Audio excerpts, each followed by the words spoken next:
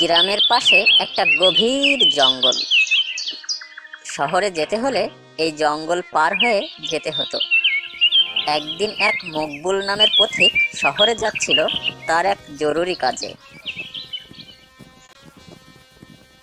তাড়াতাড়ি পথ চলতে হবে, আর তা না হলে কোনো বাঘ ভাল্লুক যদি আমাকে দেখে ফেলে তাহলে আর নিস্তার নেই। কিন্তু দূর থেকে একটা বাঘ মকবুলকে ঠিকই দেখে ফেললো। বাঘটার বয়স হওয়ার কারণে সে দৌড়ে মকবুলকে ধরতে গেল না। খুব ক্ষুধা লেগেছে, কোনো একটা উপায় বের করতেই হবে লোকটাকে খাওয়ার জন্য। কিন্তু কি করা যায়? ওহো, আমার কাছে তো একটা সোনার চুড়ি আছে। দেখি এটা লোভ দেখিয়ে লোকটার ঘাড় মটকানো যায় কিনা। বাঘ এই চুরিটা অনেক বছর আগে একটা লোককে মেরে পেয়েছিল। মকবুলের আসার অপেক্ষায় বাঘ ওখানেই দাঁড়িয়ে থাকলো আর মনে মনে দুষ্টু বুদ্ধি করতে লাগলো। এই যে ভাই, শুনছো? এদিকে এসো, আমার একটা কথা শুনে যাও। বাঘকে দেখে পথিক ঘাবড়ে গেল, কিন্তু বাঘের কাছে চুরিটা দেখে তার মনে মনে একটু লোভও হলো। তুমি আমাকে কেন ডাকছো? তাড়াতাড়ি বলো, আমার শহরে জরুরি কাজ পড়ে আছে। যেও যেও, তার আগে আমি তোমাকে একটা সাহায্য করতে চাই। কারণ তোমাকে দেখে খুব গরিব বলে মনে হচ্ছে। তা তুমি ঠিকই বলেছ, কিন্তু তুমি আমাকে কিভাবে সাহায্য করবে? তোমার টাকা পয়সার অনেক অভাব, তোমাকে সাহায্য করলে আমার অনেক পুণ্য হবে। আমি তোমাকে এই সোনার চুড়িটা দিয়ে পাপ মুক্ত হতে চাই। জীবনে অনেক পাপ করেছি ভাই, এবার মরার আগে তার প্রায়শ্চিত্ত করতে চাই। তুমি এই চুড়িটা নাও আর আমায় পাপ মুক্ত করো। তুমি আমার এই উপকারটুকু করো ভাই। না, আমার ওসব চাই না বাবা, তুমি আমাকে যেতে দাও, অন্য কাউকে ওটা দিও। আমার না অনেক বয়স হয়েছে, আগের মতো এখন আর খেতে পারি না। জানি না না খেতে পেয়ে কখন মারা যায়। এই চুড়িটা তুমি নিলে আমার অনেক পুণ্য হবে। কিন্তু তোমার এই চুরি নিয়ে আমার কি লাভ? তুমি এটা আমাকে দিয়ে আমাকে ফাঁসাতে চাইছো না তো? না ভাই, তুমি এমনটা ভেবো না। চুড়িটা তোমাকে দিয়ে আমি পাপ থেকে মুক্তি চাই আর তোমার উপকার করতে চাই। তোমার উপকার করলে আমার পুণ্য হবে। ওইসব কথা ছাড়ো, তুমি মানুষ খাও, তোমার কাছে গেলেই তুমি আমার ঘাড় মটকাবে। তোমার উপর আমি কিভাবে ভরসা করব বলো? আমার কথা বিশ্বাস করো ভাই, আমি তোমাকে এত সাধ্যাম না। কিন্তু আমাকে এক মনি বলেছিল কোনো পথিককে সাহায্য করলে আমার পাপ মুক্তি হবে। সেই পাপ দূর করার জন্যই তো আমি তোমার কাছে একটা সাহায্য চাচ্ছি। বাঘের কথা শুনে মকবুলের মনে ভয় হতে লাগলো, কিন্তু তার মনে একটু লোভও হলো। আরে ভাই, তুমি তো বলছো, কিন্তু তোমার উপর আমার বিশ্বাস হচ্ছে না। তুমি আমায় যেতে দাও, আমার দেরি হয়ে যাচ্ছে।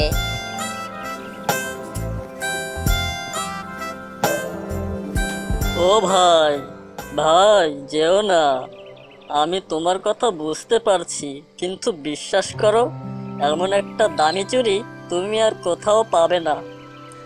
এই চুড়িটা বেচে যে টাকা পাবে তাতে তোমার জীবন খুব সুখেই কাটবে আর তুমি অনেক ভালো থাকবে। আমাকে বিশ্বাস করো, আমার থেকে চুড়িটা নাও। দয়া করো, এই চুড়িটা তুমি নিলে আমি পাপ মুক্ত হই। তুমি যদি আমাকে সাহায্য না করো তাহলে এই বুড়ো বয়সে আমি কোথায় যাব বলো? ভয় পেলেও মকবুলের লোভও হলো বটে। সত্যিই তো, এই সোনার চুরিটা দিয়ে আমার দুঃখের দিন শেষ হবে। আমার তো আর কষ্ট করে কাজও করতে হবে না। ঠিক আছে, দাও চুরিটা। আমি ভাবলাম তোমার দুঃখ দূর করতে আমি তোমাকে সাহায্যই করি, তাতে আমারও ভালো হবে, তোমারও পাপ মোচন হবে।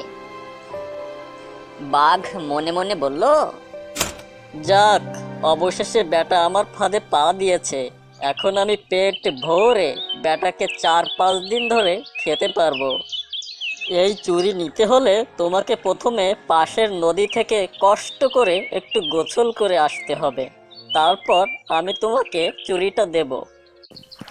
লোভে পড়ে মকবুল নদীর দিকে এগিয়ে গেল। সোনার চুরির কথা চিন্তা করতে করতে ও ভুলেই গেল যে সে কি করতে যাচ্ছে। যেই না মকবুল গোসল করার জন্য নদীতে নামলো, অমনি সে ওখানে কাদায় আটকে গেল আর বলল, বাঁচাও বাঁচাও।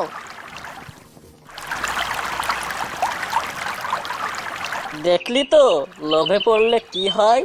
এই বলে বাঘ মকবুলের ঘাড় মটকালো আর কয়েকদিন ধরে সে পেট ভরে খেলো। দুষ্টু লোকের মিষ্টি কথায় বিশ্বাস করতে নেই।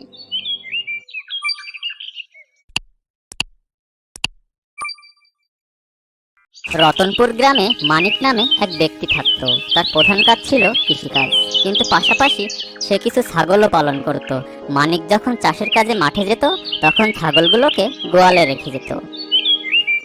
মানিক কাজ শেষে যখন বাড়ি ফিরত, তখন সে তার ছাগলদের বাইরে চড়াতে নিয়ে যেত। ছাগলরা সারাদিন গোয়ালে বন্ধ হয়ে থাকতো বলে তারা অনেক হাঁপিয়ে যেত। আর যখন তারা সন্ধ্যায় মাঠে ঘুরতে যেত, তখন তারা তো অনেক খুশি হতো। মানিক তার ছাগলগুলোর নাম রেখেছিল। সব ছাগল মানিককে অনেক পছন্দ করত। এই ছাগলগুলোর মধ্যে একটার নাম মানিক বসন্তী রেখেছিল। কিছুদিন পর বসন্তী আশ্চর্য ব্যবহার করতে লাগলো। মানিক বুঝতেই পারছিল না যে তার ছাগল কেন এমনটা করছে। সে বসন্তী বসন্তী বলে ডাকতে লাগলো, কিন্তু ছাগল কোনো সাড়াই দিচ্ছিল না। পরের দিন মানিক এক পশু ডাক্তারকে তার বাড়ি ডেকে আনলো। ডাক্তার এসে ছাগলকে ভালোভাবে পরীক্ষা করেন। মানিক তখন ডাক্তারকে জিজ্ঞেস করলো, ডাক্তার সাহেব, বসন্তীকে ভালোভাবে দেখুন, আমি বুঝতেই পারছি না হঠাৎ করে এর কি হলো। হ্যাঁ দেখেছি মানিক, বসন্তী মা হতে চলেছে। ও গর্ভবতী, আর এজন্যই সে এমন আচরণ করছে। মানিক এই কথা শুনে অনেক খুশি হলো। সে বসন্তীর খাবার দাবারের প্রতি আরো যত্নশীল হলো। অন্য সব দিনের মতো মানিক মাঠের কাজ শেষ করে বাড়ি ফিরল আর তার সব ছাগলকে বাইরে চড়াতে নিয়ে গেল। বসন্তী মনের সুখে ঘুরে ঘুরে ঘাস খেতে লাগলো, আর ঘাস খেতে খেতে সে তার মালিক থেকে একটু দূরে চলে গেল। মানিকের নজর বসন্তীর উপর পড়ল। আরে বসন্তী, কোথায় গেলে তুমি? অত দূরে যেও না, তাড়াতাড়ি এদিকে এসো। এই বলে মানিক তার অন্য ছাগলদের সামলাতে লাগলো। মানিক তার অন্য ছাগলগুলোর পিছু পিছু যাচ্ছিল, আর তখন হঠাৎ মুষলধারে বৃষ্টি হতে লাগলো। আরে আরে আচমকা এ বৃষ্টি কিভাবে শুরু হলো? তাড়াতাড়ি বাড়ি পৌঁছাতে হবে। মানিক তখন তার অন্য ছাগলদের নিয়ে ঘরের পথে রওনা হলো। প্রচন্ড বৃষ্টির কারণে তার খেয়ালই ছিল না যে সে বসন্তীকে একলাই ওখানে ছেড়ে যাচ্ছে। মানিক তার অন্য ছাগলদের নিয়ে ঘরে পৌঁছে গেল, কিন্তু বসন্তী সেই মাঠে একলাই ছিল। বসন্তী কিছুই বুঝতে পারছিল না যে সে কোথায় যাবে কোথায় যাবে। আর তখন বৃষ্টি থেমে গেল। বসন্তী এদিক ওদিক ঘুরতে লাগলো। তখন সে পথ ভুল করে অন্য এক গায়ে পৌঁছে গেল। সে এক জঙ্গলের পাশে পৌঁছে গেল। সে জঙ্গল থেকে জঙ্গলি জানোয়ারের ভয়ঙ্কর সব শব্দ আসছিল। এমন আশ্চর্য শব্দ শুনে বসন্তী খুব ঘাবড়ে গেল। সে গর্ভবতী ছিল, তাই জোরে দৌড়াতেও পারছিল না। তখন সে জোরে জোরে কাঁদতে লাগলো। ছাগলের কান্নার শব্দ শুনে এক ব্যক্তি, যার নাম রামেশ ছিল, সে ওখানে এলো। ছাগলকে কাঁদতে দেখে সে বলল, আরে এ ছাগল এখানে কি করছে? মনে হয় এ ছাগলের কোনো মালিক নেই, এজন্য সে এখানে দাঁড়িয়ে কাঁদছে। এটা ভালো হয় আমি একে আমার সাথে নিয়ে যাই। ভালো মূল্য পেলে আমি একে বিক্রি করে দেব। তাছাড়া একে দেখে মনে হচ্ছে এ গর্ভবতী, খুব ভালো হবে। আমি আর ছানাটা নিয়ে নেব আর একে বিক্রি করে দেব। বসন্তী লোকটাকে দেখে খুব ভয় পেল আর বলল, না না, আমাকে ছেড়ে দাও।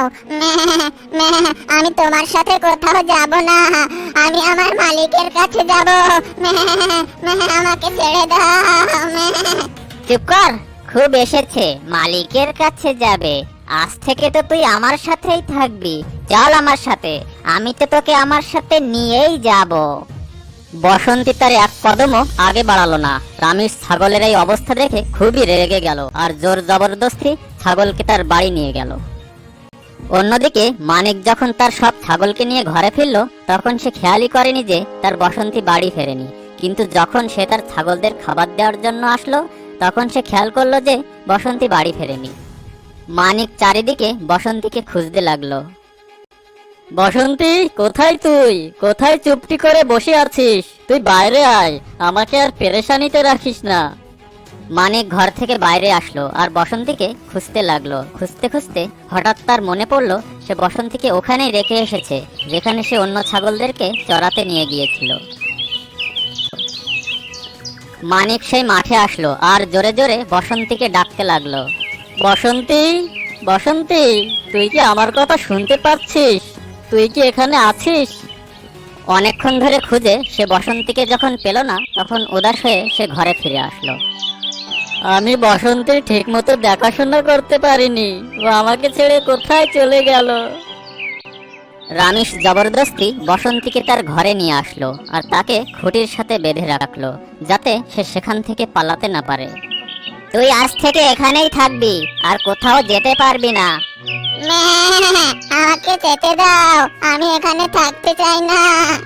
তুই গর্ভবতী বলে এখন পর্যন্ত আমি তোকে কিছুই বলিনি, আর তা না হলে আমি তোকে মেরে মেরে এমন অবস্থা করতাম যে তুই নিজেই নিজেকে চিনতে পারতিস না। রামেশ খুব নির্দয় ব্যক্তি ছিল, সে কারো উপর দয়া বা অনুগ্রহ করত না। গায়ের কিছু লোক দুধ কিনতো, তখন রামেশ ভাবলো কেননা আমি এই ছাগলের দুধ বের করে বিক্রি করি আর সেখান থেকে আমার যে টাকা আসবে তা আমি রেখে দেব। কিছুদিন পর এর তো ছানা হবে, তখন আমি একে বিক্রি করে দেব। কিন্তু রামেশের এই চক্রান্তের খবর বসন্তী জানতো না। সারাক্ষণ সে তার মালিকের কথাই ভাবছিল। রামেশ আশপাশ থেকে কিছু ঘাস কেটে আনলো আর বসন্তীর সামনে রেখে দিল আর বলল, এই নে ঘাস খা, তাড়াতাড়ি খা। আমি এসব খাবো না, আমি আমার মালিকের কাছে যাব, সেখানে গিয়ে আমি কিছু খেয়ে নেব, আর তা না হলে আমি ক্ষুধার্তই থাকবো। তুই এভাবে আমার কথা মানবি না, মনে হচ্ছে তোকে মারতেই হবে।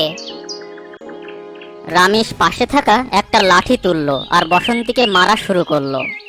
বল, এবার ঘাস খাবি নাকি খাবি না? বল, খাবি নাকি খাবি না? বসন্তী তখন কাঁদতে লাগলো আর বলল, আমাকে মেরো না, আমি ঘাস খেয়ে নিচ্ছি। নে তাড়াতাড়ি ঘাস খেয়ে নে, আর তা না হলে আবার তোকে পেটানো শুরু করে দেব। বসন্তী আবার মারের কথা শুনে ভয় পেল আর তাড়াতাড়ি ঘাস খাওয়া শুরু করলো। রামেশ বসন্তীর সাথে খুব খারাপ আচরণ করছিল। রামেশ প্রতিদিন বসন্তীর দুধ দুয়ে নিত আর তা বাজারে বিক্রি করে দিত। বসন্তী খুব দুর্বল হয়ে পড়েছিল, তার আগত বাচ্চারও ঠিকমতো ভরণ পোষণ হচ্ছিল না। একদিন রামেশ বসন্তীর কাছে আসলো আর বলল, এই শোন, প্রতিদিন তোর জন্য ঘাস আনতে আনতে আমি বিরক্ত হয়ে গেছি। কিছুদিনের মধ্যে তোর বাচ্চা জন্ম নেবে, আমি ওকে তোর কাছ থেকে নিয়ে নেব আর তোকে বিক্রি করে দেব। এখন যেভাবে আছিস সেভাবেই থাক।